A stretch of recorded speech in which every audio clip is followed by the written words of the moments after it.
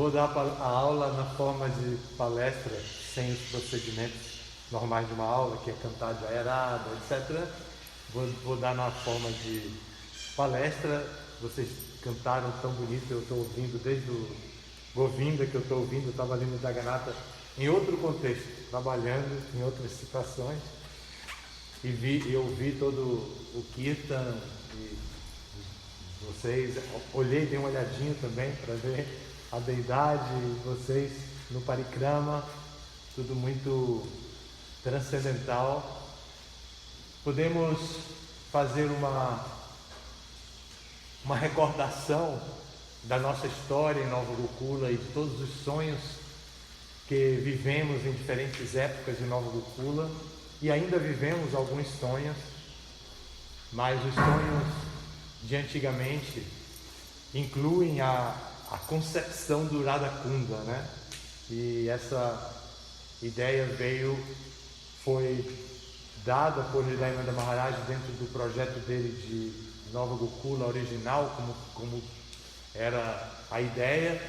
Imaginem vocês que devotos e devotas só usavam roupas assim, indianas mesmo, né? Então, Pushpavan, que trabalhava aqui na área do templo de Dhoti, com o Dhoti amarrado pelas pernas, as devotas também na horta, com a barra do sari todo melado de lama, era bem interessante, era outro visual mesmo. Uma vez Indradyumna Maharaj veio aqui e tinha um devoto usando uma meia azul, outra verde. Não era moda. Ele falou assim: fazenda é outra coisa, né? Ele falou: fazenda é outra coisa. Os devotos estão totalmente na plataforma transcendental. Chega a usar uma meia verde, outra azul. Todo mundo olhou para o próprio pé pensando: será que sou eu? Porque tudo era possível, né? Podia ser a própria pessoa. Então, nesses sonhos pioneiros, cheios de força vital da juventude, imaturidade também, e falta de experiência humana, tudo isso, a Vila Védica, que tinha um idealismo, aí depois dessa época começou a se diferenciar. A Vila Védica pegou mais essa tradição e a cidade, a comunidade ficou com outro estilo. E a Vila Védica ficou então uma área reservada para isso. Não tinha luz elétrica, nem era para ter, não podia ter carro, não podia ter muitas coisas assim. Mas de vez em quando entrava um trator, né?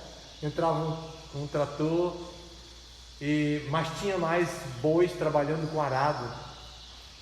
E nos meus registros de Gurukula, leigo, né? Que não tive formação profissional, então as preocupações, quando a gente identifica os riscos, tem uma preocupação não científica.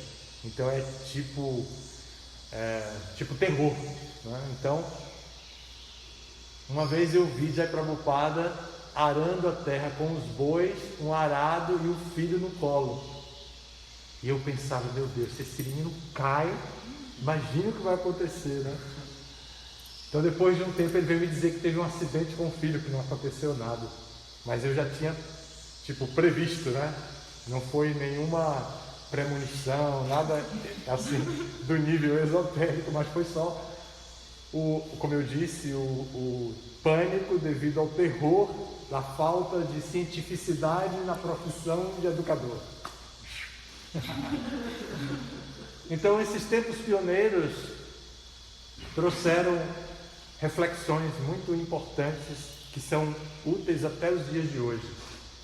E é muito impressionante ver a comemoração do dia de hoje, no dia certo, como é o dia de hoje no calendário, né, do aparecimento do Radha Kunda, sendo comemorado por alguns devotos e por devotos que vêm da congregação para essa comemoração. Nem é jejum e provavelmente tem muita gente em jejum ainda, né? Embora não seja dia de jejum, e a gente nem gosta de jejum, mas a gente se impõe o próprio jejum em nome de quê? em nome da religiosidade, em nome de Krishna Smarana, da lembrança de Krishna, de poder, de maneira lúdica, física, praticar a lembrança de Krishna, que não é uma coisa de meditação, de sentar solitariamente e meditar, mas é uma coisa de uma meditação lúdica, que os sentidos se envolvem, que o corpo, a máquina do corpo se rende àquela meditação e vai músculo por músculo, toda a energia vital voltada para aquilo. Foi isso que eu vi, apesar no parikrama, apesar de ser um parikrama pequeno, de rota pequena e de poucas pessoas, ainda assim dava para perceber a mesma tradição original sendo realizada em nome de Deus. Muito interessante isso, e anima e traz uma legitimidade para o passado e para os sonhos do passado. E a pessoa não pensa como Gilberto Gil acusa, que o sonho acabou, né? Na canção deles. Podem entrar na internet, quem não sabe, não me responsabilizo em cantar aqui agora, evidentemente. Mas o sonho não acabou. O sonho não acabou. E enquanto há pregação, enquanto há apresentação desse sonho de maneira lúdica, como eu acabei de falar, que a deidade sai, que alguém pega a deidade, que alguém leva a deidade, que faz toda essa movimentação física, que é como uma tipo fisioterapia para a nossa doença que entreva o nosso corpo. Então é uma verdadeira fisioterapia, e a gente vai lá e pega a deidade da maneira adequada, e leva e canta e respira da maneira adequada, e inspira com aquela busca da energia espiritual. Isso, enquanto houver esse exercício, essa fisioterapia, o sonho não acaba. E nós vemos aqui pela tradição o esforço da mãe Ekamurti com esse festival. O festival de Govardhana também era muito grande, a gente fez de tudo lá, até casamento a gente realizou lá em cima, não foi? Difícil levar toda a parafernália e tudo mais, mas a gente até casamento realizou lá. A gente levava, como levou o Dayananda Maharaj, para fazer uma palestra lá em cima do morro, e ele foi, era bem interessante. E todo ano a mesma história, como roçar o morro para que as árvores não cresçam e não tomem conta do morro. Que tortura! Coleta de todo tipo, né? Aquele esforço dos devotos dedicados para coletar. Muitas vezes a administração participou também, eu lembro bem disso, e para não deixar o morro ficar cabeludo, né? Permanecer só com o sapé, que era a relva que cobria ele, era o sapé mesmo, porque por causa da terra ácida, a gente sabe disso. Mas aqui chamam sapé, não é? Sapé é mais para o Nordeste, aqui conhecem mais como sapé. Bom, então a gente viu a mãe Ekamurti, e agora, miraculosamente, ela aparece na hora da festa. Coisa mais impressionante, nunca imaginei. Por isso é uma prova de que o sonho não acabou, de que o sonho, porque imagine o que significa isso. O que significa que a dona da festa chega na hora da festa? Que tem alguém fazendo a festa. E isso é sucessão. Isso é a grande preocupação do GBC, a grande preocupação do nosso movimento, que está vendo a ameaça de não ter continuidade. Essa é a grande preocupação por toda parte. Qualquer devoto antigo dizia: e como vai ser? Como foi a preocupação dos sábios de Naimisharanya, que uma das 6 principais perguntas que originam o Bhagavatam é: e agora que Krishna saiu, como vai ser? Então, a sucessão, como vai ser? Quem vai ficar aqui para dirigir os princípios religiosos eternos, se Krishna acabou de sair? Então, aí, essa mesma preocupação que hoje em dia, coletiva e universalmente, a ISKCON tem, todas as partes, todos os lugares, sejam devotos de direita, devotos de esquerda, devotos que não apreciam a forma da instituição como o Prabhupada criou e que criticam a instituição como o Prabhupada criou, sejam aqueles que defendem a todo custo a institucionalização da instituição, a manutenção dessa institucionalidade da ISKCON. Todos, 100%, todos pensam na sucessão. Até aqueles que torcem pelo insucesso da ISKCON se preocupam ou pensam na sucessão, porque diz, esses velhos todos vão desaparecer e os jovens vão se desviar e vai acabar tudo isso. Todos pensam na importância da sucessão, mas hoje aqui nós tivemos um sinal super auspicioso de que temos esperança, podemos ter esperança, porque a dona da festa chegou na hora da festa. Só não chegou na hora da praçada, porque ela não é tão praçadeira assim como eu, que sou pita, faminto sempre, né? Mas ela chegou na hora da religião mesmo, na hora da religiosidade, ela apareceu. Mas não veio arrumar nada, né? Não trabalhou nada dessa vez. Bom, esse festival que tem essa importância histórica em Nova Gokula, esse ano tem uma importância também especial, que é a importância do resgate, da escavação feita do local que havia sido perdido, como o Radha-kunda original de Chaitanya, dos Goswamis. Vocês cantaram a canção dos Goswamis, eu fiquei ouvindo o nome dos Goswamis enquanto eu estava trabalhando já com outra coisa. Eu preparei essa pequena palestra através de uma pesquisa feita por Gura Dayanatha, porque eu não tive tempo de estudar e preparar e queria trazer alguma coisa além do contexto de Nova Gokula. Então eu pedi para ele fazer uma pesquisa e ele me mandou uma pesquisa e quando eu estava lendo eu esqueci que eu estava estudando para dar uma aula, fiquei absorto no tema ali. Depois eu disse, não, isso aqui eu tenho que extrair as coisas que eu vou dar aula. Calma, para fazer uma preparação de uma aula, não é para curtir a leitura. Eu já estava confundido ali, só curtindo a leitura.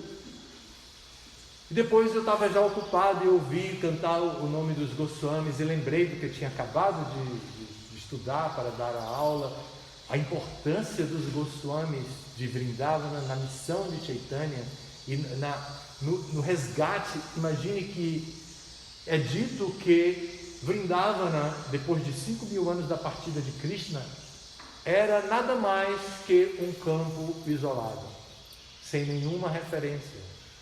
Não tinha mais referências. Ninguém identificava o que era o que, embora a potência espiritual estivesse ali, esperando que alguém se conectasse com ela. Não tinha aparecido ninguém para se conectar com essa energia espiritual que estava ali, porque energia é assim, né? A energia está ali, não está incomodando ninguém. Mete o dedo para ver, mete o dedo ali nos dois polos da tomada para ver o que acontece.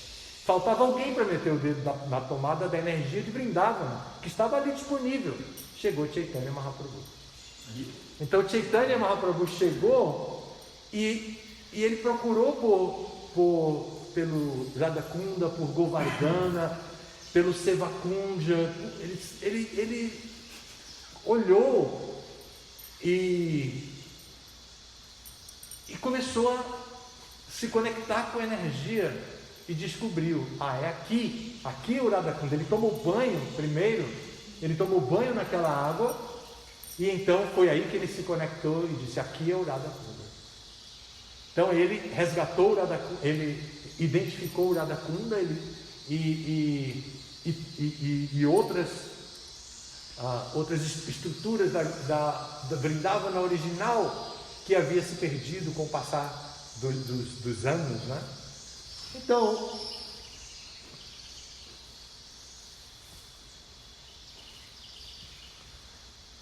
Então os Goswamis de Vrindavana chegaram, os seguidores de Chaitanya Mahaprabhu chegaram a pedido dele, não foi nada espontâneo, foi a pedido dele. Os Goswamis de Vrindavana são considerados o primeiro corpo primeiro corpo institucional.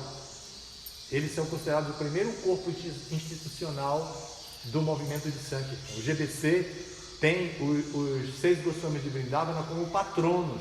Eles dizem, eles eram GBCs. Os GBCs dizem, eles eram GBCs. Não estava no cartório assinado como GBC, como os GBCs estão, mas eles eram GBCs. Por quê? Porque eles se reuniam com a mentalidade de fazer valer, de institucionalizar aquilo que Chaitanya Mahaprabhu queria. Exatamente o que o GBC faz com o Prabhupada. Então eles faziam com Chaitanya o mesmo, Chaitanya Mahaprabhu, o mesmo que os GBCs fazem com o Prabhupada. Tem que fazer valer, tem que fazer realizar a ideia de Prabhupada. Foi assim que eles saíram construindo os principais templos, instalando os principais deidades de Vrindavana, trabalhando no Radha Kunda, para abrir o Radha Kunda, fazer os ghats, o ghat mesmo, a escadaria, tudo mais, do Shama Kunda, do outro lado. Eles que fizeram tudo isso, descobriram Govardhana, identificaram o parikrama de Govardhana, idealizaram o parikrama de Vrindavana, definiram o parikrama de Vrindavana, apontaram o lugar do Keshgat e tudo mais. Então, os Goswamis de Vrindavana fizeram isso com o propósito de agradar plenamente a Chaitanya Mahaprabhu.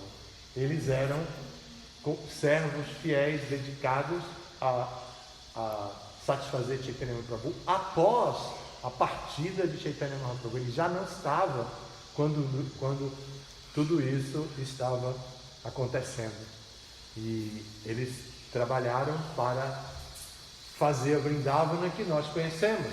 Se nós chegarmos em Vrindavana hoje, e aqui tem Ramadana e a mãe Govinda que residiram, ou talvez até residam, dependendo do contexto, residem em Vrindavana, e tem a sua referência de espaço, do espaço sagrado que Vrindavana é.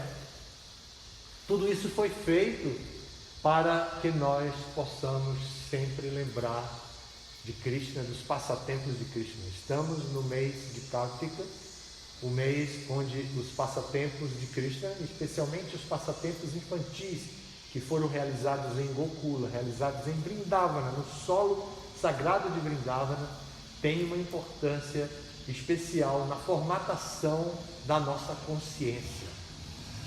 A nossa consciência deve ser formatada pelas palavras que emanam da boca de lótus do mestre espiritual.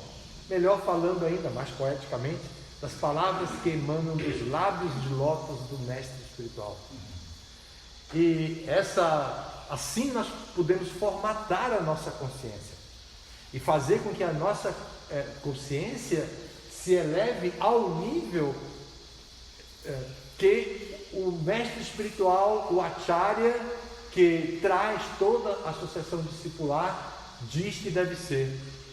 Para nós não pode haver dúvida jamais, porque Prabhupada deu para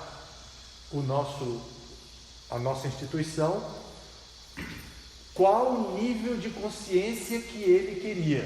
Então ele formou a Sociedade Internacional para a Consciência de Krishna. Então, mesmo quando disseram, vamos usar para a consciência de Deus, ele disse, não, Deus é Krishna, vamos identificar a pessoa, o nome da pessoa. Então ele colocou para a consciência de Krishna.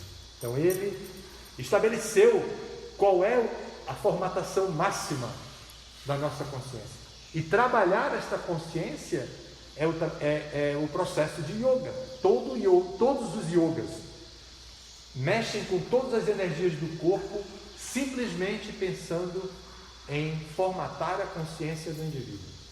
Formatar não significa limitar. Formatar, como eu estou usando, significa definir o foco de atenção, definir o geyam, ou o objeto de estudo, definir o sadhya, ou o objetivo a ser alcançado, que é Krishna Prema Bhakti. O objeto de estudo é Krishna, a personalidade de Deus, que é revelada no 10º canto do Srimad Bhagavatam. O 10º canto do Srimad Bhagavatam, capítulo 36, verso 16,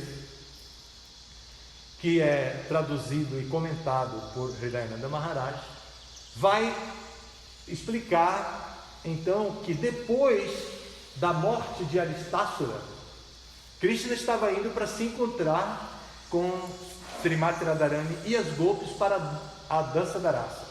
Quando eles se encontraram, aparece Aristácora. As gopis ficaram com muito medo, ainda mais na presença de Krishna. Se Krishna não estivesse presente, elas não teriam medo. Mas como Krishna estava presente, elas ficavam com medo, né?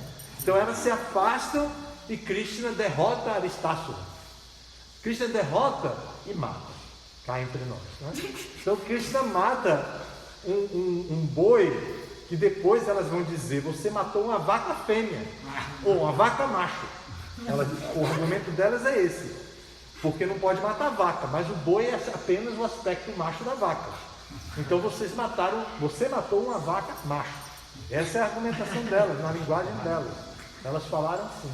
É assim que está no sânscrito e foi traduzido para que a gente compreenda exatamente o que elas queriam argumentar. Então ele derrota Aristácora, mata Aristácora e depois vai dançar. E as meninas aceitaram, começou aquela dança meio inicial mesmo, mas quando ele vai querer abraçar, não me toque não. Por que eu não posso tocar? Não pode tocar porque você está contaminado. Aí a outra disse: é mesmo. Aí começou a sororidade entre as mulheres ali para dizer para ele: você não vem não, que não tem. Que história é essa? Nós estamos unidos aqui para combater, nós não queremos nos contaminar, e você está contaminado. Aí ele disse, ele não levou a sério não. De acordo com Vishwanatha Chakravarti, em seu comentário que Hridayananda Maharaj reproduz um diálogo muito bonito, que está em português também, vocês podem ver. Eu acabei de fazer essa pesquisa, tudo em inglês, não vi, mas com certeza está, porque foi traduzido, está publicado, está disponível. Então, mas Vishwanatha Chakravarti reproduz o diálogo dos dois com uma graça espetacular. É para ler e realmente esquecer o mundo, esquecer o mundo material. É para realmente faltar luz, faltou energia material agora para mim. Sobrou apenas a energia espiritual. Como quando falta luz, a gente está ali só com a nossa própria iluminação, ou seja, a gente não vê nada. Mas quando ali realmente, com o significado de Vishwanatha Chakravarti, a gente corta a energia material e fica só a energia espiritual. É muito impressionante, vale a pena assim, deslizar sobre as letras do Srimad Bhagavatam e conceber, e deixar entrar, e deixar conectar com a consciência espiritual que a gente tem, mesmo que seja pouquinha, vale a pena, vale a pena.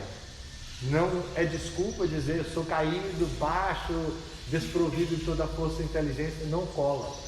Os livros estão aí para esse tipo de gente mesmo, caído, baixo e tudo mais. Então, Vishwanatha Chakravarti conta de uma maneira super graciosa que as meninas rejeitaram o toque de Krishna assim, e ele disse: agora você não tem como se purificar. Desafiam ele, né? Você não tem como se purificar, porque para se purificar da morte de uma vaca, elas já tinham dito que ele tinha matado uma vaca macho, né? Para alguém se purificar de uma vaca, da morte de uma vaca, ela tem que peregrinar por todos os lugares sagrados. Como é que você vai agora peregrinar por todos os lugares sagrados antes de dançar com a gente? Então ele disse: eu vou tomar, que ele tinha que peregrinar por todos os lugares sagrados e tomar banho nos rios sagrados. Aí ele diz: Ah, é? Tá bom, eu vou trazer os rios sagrados. Aí traz os rios sagrados e aparecem só as personalidades. O Bhagavatam descreve para mim uma novidade. Eu já tinha lido, mas não tinha registrado isso. Foi uma experiência nova para mim. Diz que vieram os rios sagrados, homens e mulheres. A gente sempre ouve dizer que os rios sagrados são femininos, né? Mas não, vieram eles e elas. Os rios sagrados, eles e elas vieram, se puseram diante de Krishna e disseram: o que você deseja? Aí, eles estavam ali, né? E as meninas. Aí Krishna diz: tá vendo? Eles vieram aqui. Aí ela diz: não estou vendo ninguém. E acho que elas não estavam mesmo. Aí Krishna diz: se apresentem. Aí eles se apresentam. E aí elas vêm mesmo. Então Krishna, com o seu calcanhar, faz uma morsa no chão e expande essa morsa, e eles então enchem o rio, enchem o espaço, né, o buraco feito. Krishna enche de água, Krishna entra nesse buraco e faz como os indianos. Quem já viu um indiano tomando banho de rio? É muito engraçado, né? Eles entram assim até aqui, aí faz assim, né? A água se abaixa várias vezes. E Krishna faz do mesmo jeito. Descreve que Krishna fez isso. Que Krishna entra com a água até o pescoço, e aí ele se abaixa, levanta várias vezes na água e sai todo feliz da vida. E diz também, olha quanto detalhe para a nossa consciência se beneficiar com impressões que podem não sair jamais. Quando a gente vê alguém fazendo assim para tirar a água do corpo, Krishna fez isso para se secar o corpo depois que saiu do Shama Kunda, logo depois que ele criou o Shama Kunda e que ele estava querendo dançar. Então ele fez isso para secar o corpo, como a gente faz quando toma banho no rio de Yamuna daqui, né? Então, aí as meninas estavam todas alegrinhas, porque agora ele estava purificado. Ele diz: mas agora vocês é que estão contaminadas. Aí tem toda a conversa e as meninas resolvem que também vão abrir um espaço, um buraco. E elas olham uma pegada de Aristácera. E ela diz: aqui é um bom lugar, porque já estava fundo. Então, aqui é um bom lugar. Aí elas cavam o lugar. Em 1 hora elas cavam. Não descreve que é com a pulseira, com o bracelete aqui. Descreve que elas cavaram. As meninas se juntaram, em 1 hora elas cavaram. E que Krishna fica impressionado como elas cavaram rápido. Diz assim, o Radha Kunda.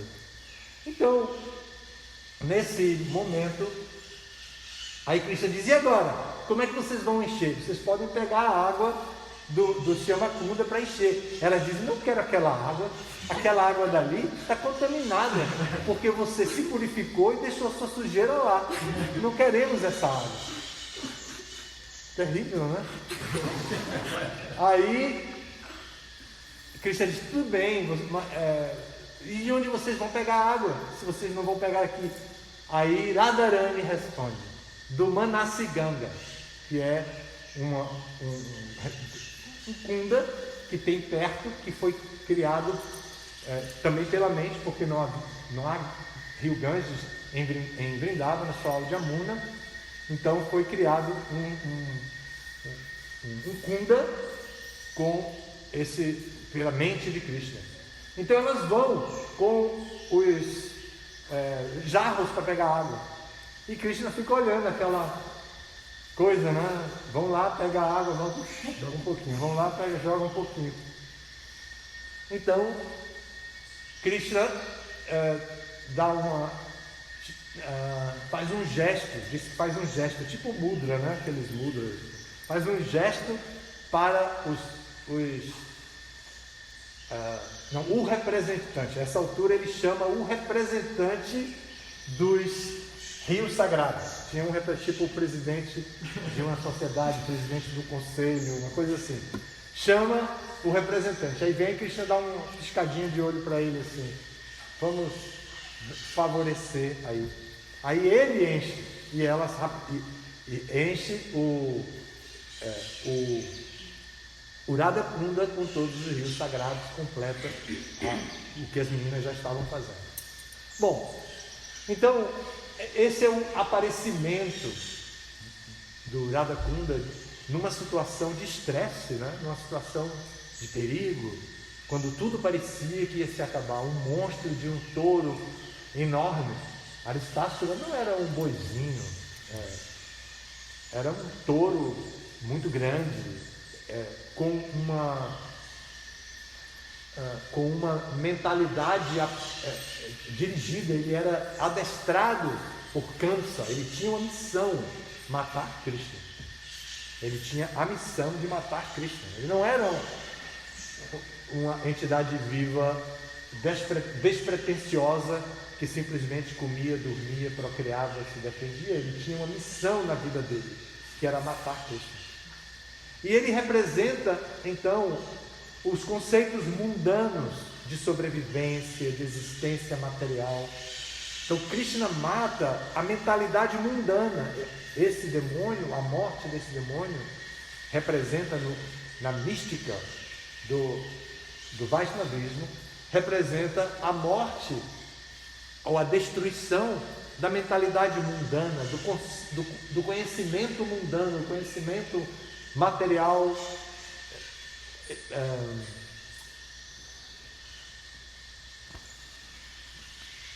o excesso de conhecimento material desnecessário, conhecimento material desnecessário, tem outra palavra ainda, do conhecimento material desnecessário, conhecimento material que condiciona, envolve, cativa e cada vez mais prende a gente a esse mundo material. Então a morte de Aristácula é misticamente compreendida como a derrota de Krishna sobre o conceito mundano da interpretação da existência do mundo material.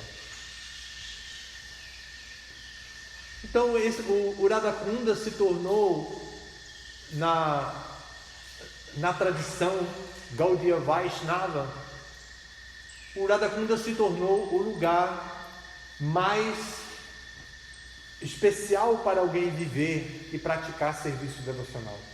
Quando Srimati Radharani entrou no lago, logo para se purificar, e as meninas também entraram, né, supostamente se purificar, mas na verdade era para santificar a água do Radha Kunda. Quando ela entrou, Krishna disse: esse lago é mais querido, é tão querido por mim quanto você mesma. Na poesia dele, na declaração de amor para ela, já que era dela, né? Então ele diz: esse lago é tão querido por mim quanto você mesma. E ela diz: e quem tomar banho aqui nesse lago alcançará o serviço devocional puro. Pelo menos uma vez. Ela fala assim, né? Quem tomar pelo menos uma vez banho aqui nesse lago. Você já tomou banho lá? Uhum. Você também? Você também, né? Sim. Você também? Você esteve lá na Índia já, em Vrindavan? Ah, que bacana, não sabia. Hoje em dia até Bhakta vai, né? Isso aí já não é mais a misericórdia exclusiva de Prabhupada, é a misericórdia da sociedade de Prabhupada, né? Que favorece, que cria a cultura de levar pessoas e tudo mais. É isso mesmo, bacana. Então, Prabhupada tem uma experiência muito especial com o Radha Kunda, né? Ele encontrou com Bhaktisiddhanta lá no Radha Kunda, como Bhaktivinoda Thakur, a primeira vez que ele se encontrou com Jagannatha Das Babaji, que estão ali na corrente de sucessão discipular. Jagannatha Das Babaji é o que está perto do elefante, e Bhaktivinoda Thakur é o que está ao lado direito dele. Então, Bhaktivinoda Thakur encontrou com Jagannatha Das Babaji no Radha Kunda. E quando Bhaktisiddhanta, o filho de Bhaktivinoda, estava no Radha Kunda, Prabhupada foi vê-lo. E quando Prabhupada chegou lá, ele foi instruído no Radhakunda por Bhaktisiddhanta sobre a importância de construir templos e de publicar e distribuir livros. E ele diz: publicar livros e distribuir livros é mais importante do que construir templos. Bem interessante que ele diz as duas coisas, porque não podia ir contra o GBC, né? O GBC, os Goswamis, que construíram templos, né? Bhaktisiddhanta não podia ir contra os Goswamis de Vrindavan, então não podia dizer que construir templo não é importante. É importante, mas tem uma coisa mais importante, que é publicar e distribuir livros. Então Prabhupada ouviu isso e logo que pôde, ele publicou a sua primeira revista, a primeira edição da revista Back to Godhead, né? A revista Volta ao Supremo. Então a história desse Radhakunda original e a história do nosso Radhakunda tem uma semelhança espiritual completa. Evidentemente que nós podemos ver diferença. Nesse Radhakunda foi colocado gotas do Radhakunda, não foi? Original? Com certeza, não estou equivocado, né? Foi colocado. Então, há uma semelhança e uma equiparação em valor espiritual. Como há uma equiparação em valor espiritual de cada pedrinha de Nova Gokula, de cada folha das árvores de Nova Gokula, da grama de Nova Gokula, de cada flor que nasce em Nova Gokula, de cada ser humano que vive em Nova Gokula, homens e mulheres, crianças, velhos. Há uma semelhança com a Vrindavana original.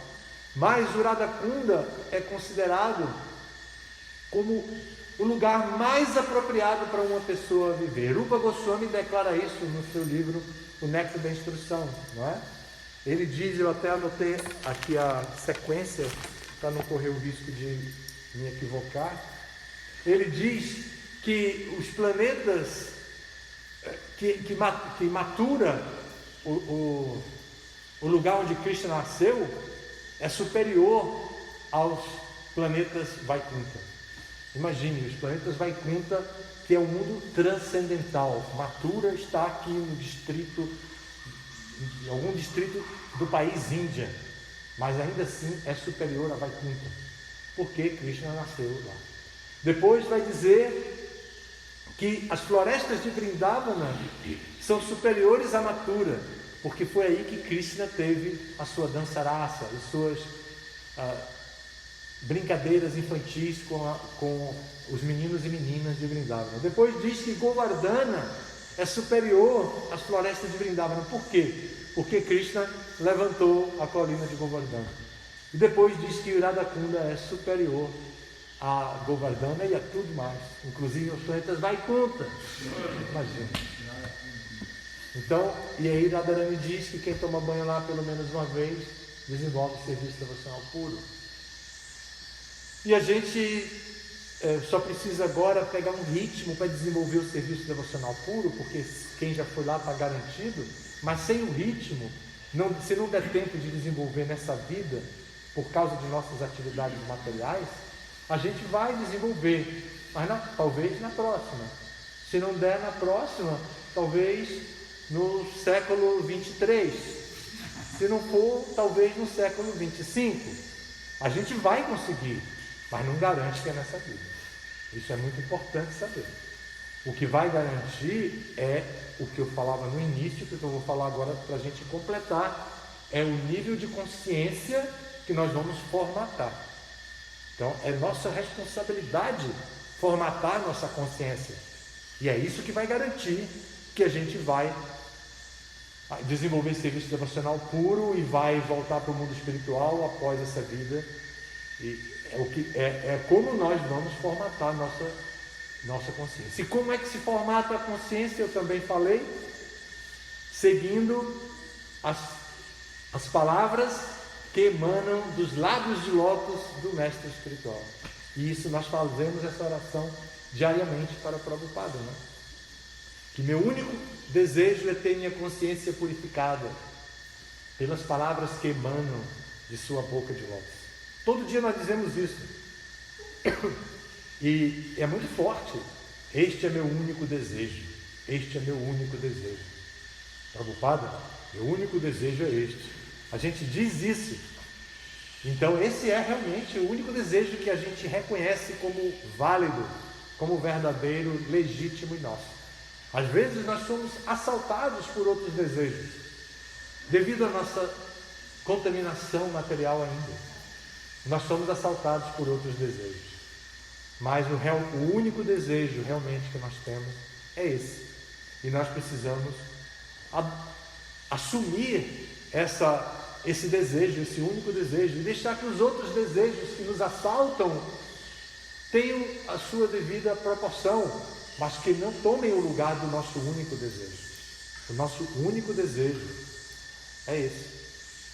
E vamos então adotar as instruções de Prabhupada, e assim nós podemos compreender tudo isso e fazer costurar um fio que possa organizar toda a nossa vida espiritual e deixar toda a nossa vida espiritual ensartada em um cordão, tudo direitinho, um fio, para não deixar nada fora de ordem, tudo dentro das instruções dadas por Prabhupada. Assim nós podemos ter esperança. E enquanto somos jovens, temos o dever de nos disciplinar. A educação na criança começa aos 5 anos de idade. Se os pais não prestam atenção à idade da criança e pensar, ele é muito criancinha ainda, que é sempre, a mãe pensa isso sempre, né? Eu posso contar várias experiências que eu tenho com minha mãe, que tem 97 e eu 68, né? Posso contar experiências recentes, mas não vou contar não. Mas a educação começa com 5 anos.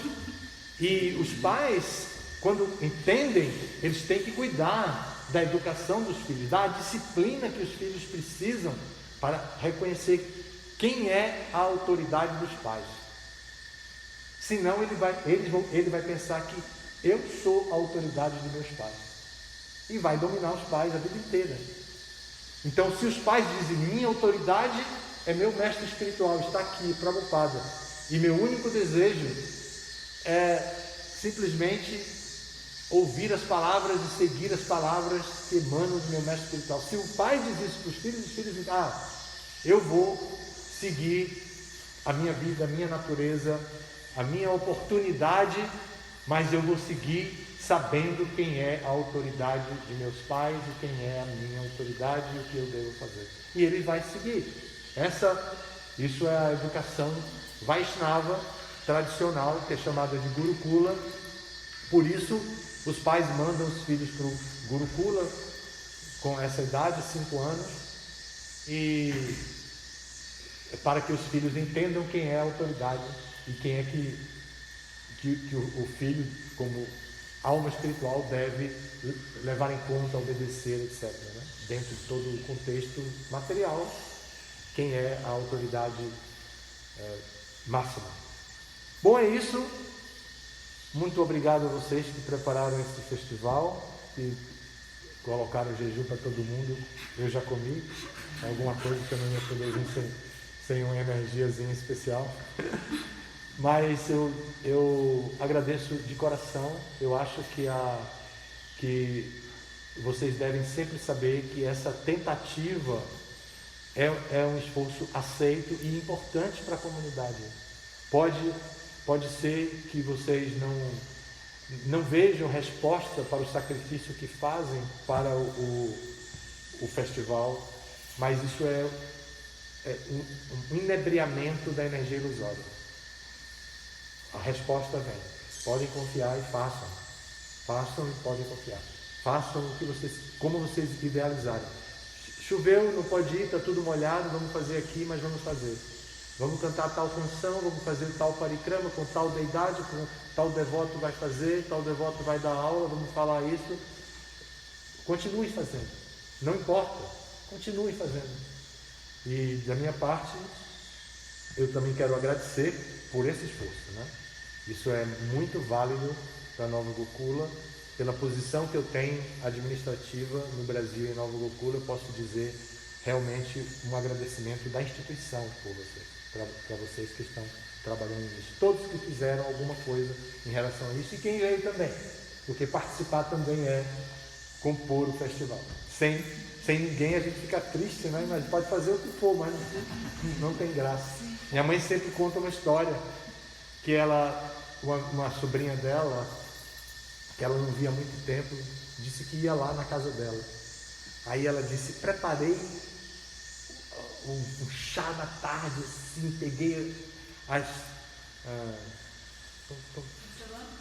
as porcelanas mais escondidas lá que eu não usava não sei quanto tempo, montei a mesa toda da melhor maneira possível, fiz não sei o que, tudo que a gente gosta, né? Ela dizendo tudo que fez para a pessoa, e ela não veio. Aí eu esperei, quando eu vi que ela não vinha, me sentei na mesa e comi tudo sozinho. Eu acho bem interessante essa superação da decepção, da frustração, né? E é uma coisa mundana, material, mas alguém experiente na vida, né? Vou comer, vou provar tudo isso. Eu saí provando e pronto, ficou feliz. Não tinha mais filho dentro de casa para devorar tudo, né? Porque assim vocês sabem como é. Os filhos devoram, não sobra nada, porque a mãe acabou de sabe bem como é. É isso. Então, vamos elevar a nossa consciência, formatar a nossa consciência de acordo com as instruções de Prabhupada e confiar na nossa história. A soberania de Nova Gokula não pode ser ameaçada por absolutamente nada. Nova Gokula é uma unidade soberana de acordo com as instruções de Prabhupada. E nós precisamos defender a soberania de Nova Gokula com com o nosso exemplo, com a nossa vida pessoal, com a nossa administração, com o que for. Devemos defender. E também defender os festivais significa isso. Obrigado a todas as glórias da Srila Prabhupada.